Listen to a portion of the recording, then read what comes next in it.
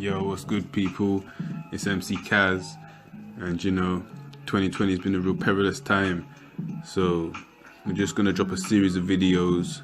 This is the first of a series of videos, just breaking down this whole scamdemic, false pandemic that we're going through right now. I'm putting lyrics out there, I'm putting lyrics on my channel, just trying to expose the whole thing, but I just want to do these breakdowns to get a bit more accurate and scientific with the information. So this video is called Monumental Coincidences.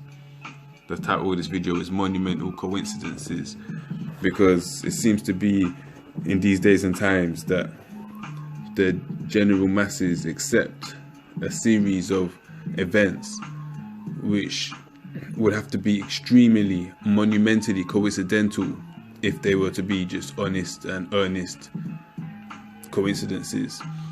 But we know this is a pre-planned, pre-staged event, and we're going to break that down. So I'm going to run through a list just from top to bottom of coincidences which some will call a coincidence, but I will call a lie. These are monumental lies that are being told to us, and we've got to expose the truth. So the first one we're going to talk about is 2010. 10 years ago, exactly 10 years ago, the Bill and Melinda Gates Foundation, or should I say the Bill and Melinda Snakes Foundation, along with the World Health Organization, who, by the way, Bill Gates funds, along with other key health bodies, they announced the decade of vaccines, a decade dedicated to vaccines and vaccine treatments. Now, tell me, is it a monumental coincidence that exactly 10 years later we all need to be saved, apparently, by Bill and Melinda Gates funded vaccines, by World Health Organization approved vaccines? It's not a conspiracy. The funny thing is, it is a conspiracy. That's exactly what it is. A conspiracy is when people get together and organize a plan, and that's exactly what happened. So let's get out of here, adverts. I'm not trying to hear that. Listen, I'm messing up the sound system. This is the first breakdown, so some technical difficulties, but we're gonna go give you the proof right quick. Give you the proof real quick on that one right there. Decade of vaccines. We'll get it from the horse's mouth. The Bill and Melinda Gates Foundation themselves. So you see right here, Bill and Melinda Gates Foundation. We're not accepting your cookies. They're taking a mick. This website doesn't even give you the option to alter your cookies. Only I don't agree. So we're just going to look in this little window here and see here the Bill and Melinda Gates Foundation website. Global health leaders launch decade of vaccines collaboration. Go down here. Global vaccine action plan to guide discovery, development, and delivery of life-saving vaccines. And here we go. The World Health from the top, New York, the World Health Organization, UNICEF, the National Institute of Allergy and Infectious Diseases, and the Bill and Melinda Snakes Foundation have announced a collaboration to increase coordination across the international vaccine community and create a global vaccine action plan. So that is monumental coincidence number one, the decade of vaccines. That's from their own website, the World Health Organization website. This is their website here. You can see where I'm highlighting. The collaboration follows the January 2010 call for the next 10 years to be the decade of vaccines. So this is the first coincidence we're being expected to accept, that you can organize a decade of vaccines and exactly 10 years later we all need your vaccines to save us. But if that's not enough, if that coincidence is believable to you, let's go to the next point, which is that in 2019 October 2019, the Bill and Melinda Gates Foundation, then Snakes, organized Event 201. Okay, and we're gonna get the info on that one right there. So this is the Event 201 website. Event 201, a global pandemic exercise. And everybody should know about this, because you would expect the mainstream media to report on important news, but nobody reported on this story. I think only one media outlet ran a story on this. But Event 201, let's see what it's about. This is their own website. Event 201 was a 3.5-hour pandemic tabletop exercise that simulated a series of dramatic, scenario-based, facilitated discussions confronting difficult, true-to-life dilemmas associated with the response to a hypothetical but scientifically plausible pandemic. So these here we go, 15 global businesses, government and public health leaders were players in the simulation exercises that highlighted unresolved real-world policy and economic issues that could be solved, etc. in the future. So we have global business, government and public health leaders coming together in October last year. I'm sure if the date is on here, I'll get that. In October last year, to simulate a global pandemic.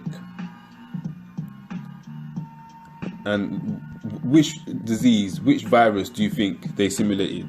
Was it Ebola? Was it was it AIDS? Or was it coronavirus? You see right here, the event pandemic exercise, Event 201 pandemic exercise conducted on October 18th, 2019. And the scenario, which virus did they choose? Was it tuberculosis? Let's read from the top. The Event 201 scenario simulates an outbreak of a novel zoonotic coronavirus transmitted from bats to pigs to people that eventually becomes efficiently transmissible from person to person, leading to a severe pandemic. Wow, that's it right there. Boom. So in October 2019, Bill and Melinda Gates, with their business partners and other elite friends, simulated an outbreak of coronavirus, and they simulated this pandemic. And not only that, but at this Event 201, they recommended and set up the recommendations of what our governments should carry out. And they decided on policies which we're seeing played out today. So just for example of this, a call to action, these are the recommendations that they have offered. And we go down from point 4. Government should provide more resources. Government should provide more resources and support for the development and surge manufacturing of vaccines, therapeutics and diagnostics that will be needed during a severe pandemic. So basically organizing the world to get ready for this mass vaccination. And we go down to point 7. Governments and the private sector should assign greater priority to those to developing methods to combat misinformation and disinformation prior to the next pandemic response. So right here, this is the war on information. This is propaganda. This is what we're seeing on YouTube with channels being deleted. This is what we're seeing all over the media. Excuse me. Well, I'll go on here. I'm just having some problems with the music.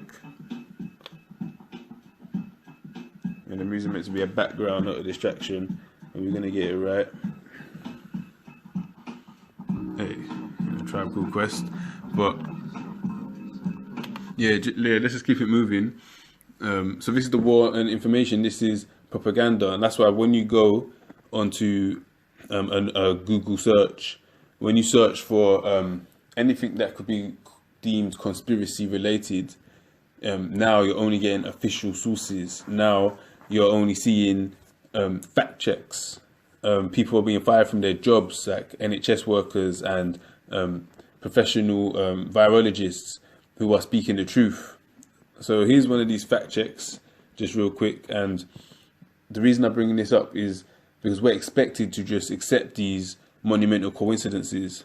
Fact check: Event 201 was an exercise organised in October 2019 to simulate what might happen if there was a severe pandemic. We've been asked by readers to look into whether it really happened, why it wasn't covered much in the media, and whether it's simply a coincidence that it took part just months before the COVID-19 pandemic started.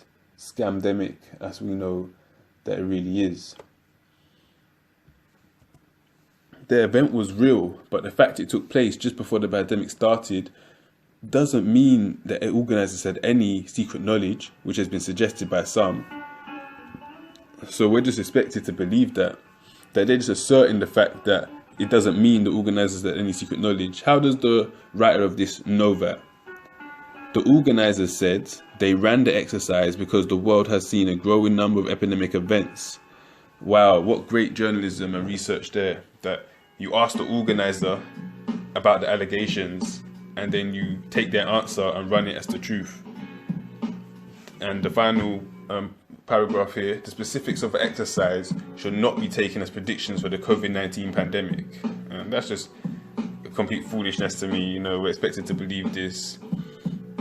The simulation was based on the coronavirus, but that doesn't mean the organisers knew about the one that causes COVID-19.